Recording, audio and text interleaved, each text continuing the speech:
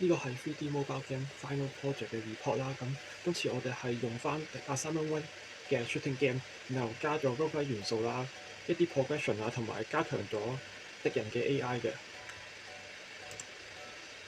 咁我哋呢一個係一個用多次制嘅塔防形式嘅遊戲啦。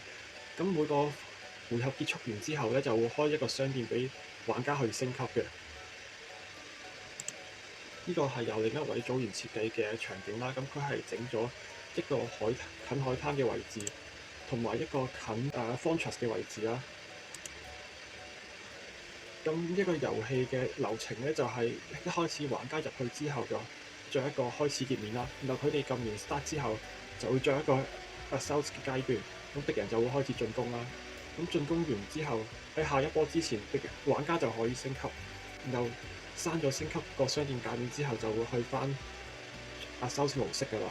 然後呢個會重複到玩家或者目標點死為止。商店係由商店 script 做嘅，然後每個波次係由 Wave Controller 做嘅。成個遊戲嘅 logic 嘅控制都係由 Game State Controller 做嘅。然後 BGM 額外多咗個 BGM Manager 嘅 script。呢度係個 script 啦，你有見到呢度係有 Game State 嘅。而家係講戰鬥同埋升級過程啦。咁敵人除咗一開始嘅基礎近戰敵人之外，我加咗一個識得開槍嘅敵人嘅。佢會用一條紅色嘅線標記佢嘅射擊啦。然後玩家嘅升級又由玩家本身控制㗎啦，入邊有加咗 level 嘅升級機制嘅。然後波次嘅話係由每個波次嘅敵人增加、敵人血量增加嘅 game object 控制嘅，而 UI Manager 會反映呢啲喺個用戶界面嗰度。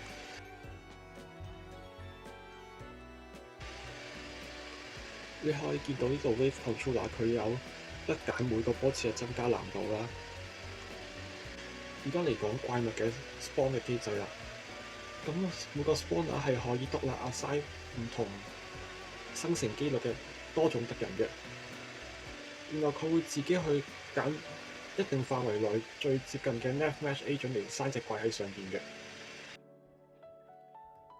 都係其中一個 spawner，你見到可以放2個以上嘅敵人啦。呢度有啲唔同嘅生成機制嘅，例如生 delay 生嘅 interval 啊，生嘅距離啊，同埋每隻怪嘅額外機率嘅。咁呢個嘅意思就係第一種怪會比下邊嗰種怪多5倍機會出啦。有一個嚟講商店嘅機制啦，商店可以升級玩家嘅數值嘅。咁每個升級都係由 upgrade pool 到 add new upgrade 做升級嘅。然後每次入商店可以用1次 refresh。然後 Countless Group 嘅 UI 會一個用戶撳或者唔夠錢去買升級而淡化啦。升級 button 可以喺 Inspector 嗰度拉過去嘅，而我呢份 script 佢係可以 support 多過3個 button 同埋唔同嘅 upgrade 嘅，不過我冇放咁多。你可以見到商店呢度 initial 同 upgrade 佢有唔同嘅升級啦，同埋佢嘅效果嘅。咁我中英文都有寫效果嘅，呢啲一陣間會喺 UI 嗰度顯示到出嚟。我講一講 structure 啦，hierarchy 呢度我係將大部分唔同類型嘅嘢盡量搬埋一齊，令到佢睇落比較簡化啦。然後 Animator 呢度都有用翻相對應嘅 trigger。Access 呢度我又盡量將唔同嘅嘢 group 埋喺一個 folder 入邊嘅。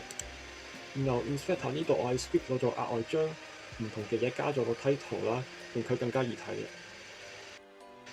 而家講科技啦 ，Game State Controller 會處理晒啱啱嗰4種 state 嘅。然後佢可以用 Reload and Set State 去 reset 隻 game 嘅。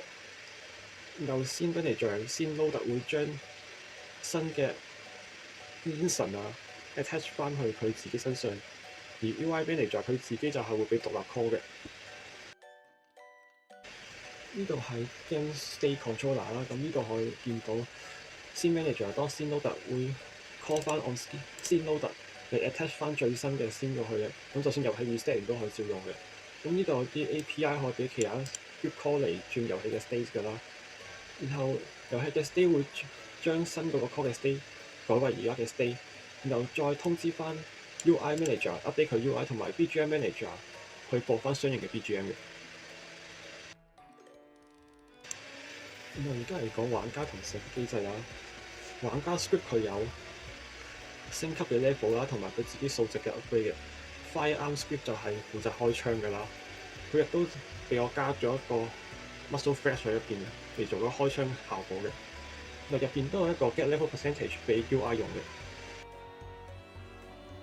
呢個係 player script 啦，你有見到呢度一大堆唔同嘅 stat 啊同埋 progression 嘅 level 嘅資料嘅。又講敵人同埋射擊嘅敵人啦，咁敵人最基礎嘅 script 佢就會負責用 left agent 行路啊，而佢一開始嘅時候會先亂行一陣嘅，然後我加咗個跳躍機制俾佢啦。咁當佢判斷佢同目標跳嘅話，距離會比較近，佢就選擇跳啦。不過呢個有少少問題，我未做好嘅。然後 has line of sight to 就係攞嚟判斷佢有冇見到玩家或者目標㗎啦。咁佢就會根據呢樣嘢即刻轉目標嘅。然後 shooting enemy script 就係一個額外擴展 enemy fundamental 嘅嘢嘅。咁佢就係額外容許一個敵人有射擊功能啦。而呢個 script 都用咗一個 line render 會開一條紅色線嚟顯示佢瞄準緊嘅。佢同玩家嗰個 send message 一樣，佢都係要人手 set 翻一個傷害啊同埋射速嘅。你有見到喺 enemy 呢個 script 入邊，呢度有 reward player 嘅功能啦，就會加一個 level 俾玩家同埋獎勵一個 coin 嘅。咁呢個係喺敵人死後之後會 call 嘅。然後 has line of sight 就係啱啱所講句視佢判斷嘅啦。血金就係攞嚟判斷佢應唔應該跳啦，然後就會進行發光中嘅。然後嚟到 shooting enemy 呢度啦，咁呢度係有唔同嘅射擊設定啊，佢哋攻擊設定嗰啲嘅，佢哋就係會自動追蹤玩家嚟射擊㗎啦。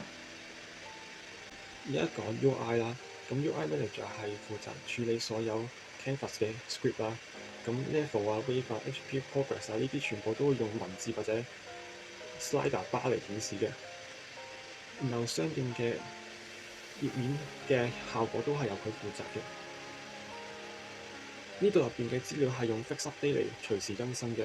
咁 UI 變化，例如變化 stage 啊嗰啲嘅時候，就會用非 canvas script 嚟搞一個漸變同漸退嘅。呢度係 UI manager， 呢度有 update UI 啊、display 啊、fade in fade out 嘅各種效果嘅。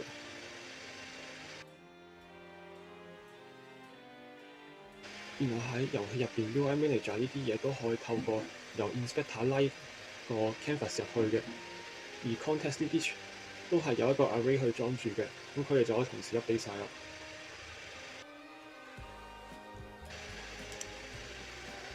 咁成個 project 嘅介紹就係咁啦，完。